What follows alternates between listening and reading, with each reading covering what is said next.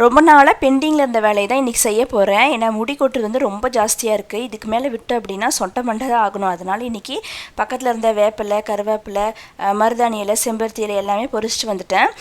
இந்த எண்ணெய் காய்ச்சறதுக்கு பொருளெல்லாம் வாங்கி வச்சு கிட்டத்தட்ட 1 மந்த்துக்கு மேலேயே ஆகுது. இன்றைக்கி தான் அதுக்கு ஒரு விடிவு கிழமை வந்திருக்கு. இது என்னென்னு பார்த்தீங்கன்னா பட்படாகம்.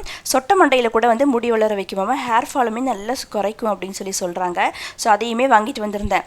இந்த எண்ணெய் வந்து கொப்பரையெல்லாம் கொடுத்து ஆட்டுவோம் இல்லையா, அந்த மாதிரி வாங்கிட்டு வந்திருந்தேன் எண்ணெய். இன்றைக்கி வந்து நெல்லிக்காய், கருவேப்பிலை, மருதாணி இலை, செம்பருத்தி இலை, வேப்பிலை, பட்படாகம், கார்போ அரிசி, முக்கியமாக ரோஸ்மெரி, கருஞ்சீரகம், வெந்தயம், சின்ன வெங்காயம் இது எல்லாமே சேர்த்து தான் இன்றைக்கி காய்ச்ச போகிறேன். எண்ணெய் வந்து ரொம்ப சூடாகிறதுக்கு முன்னாடி இதெல்லாம் சேர்த்துடணும், இல்லைன்னா பொங்கி வந்துடும். இந்த பொருள் எல்லாமே சேர்த்துட்டு ஒரு 15 20 நிமிஷம் கொதிக்க வச்சோம் அப்படின்னாலே ஒரு நல்ல லைட் ப்ரௌன் கலரில் வந்து உங்களுக்கு வந்து எண்ணெய் வந்துடும்.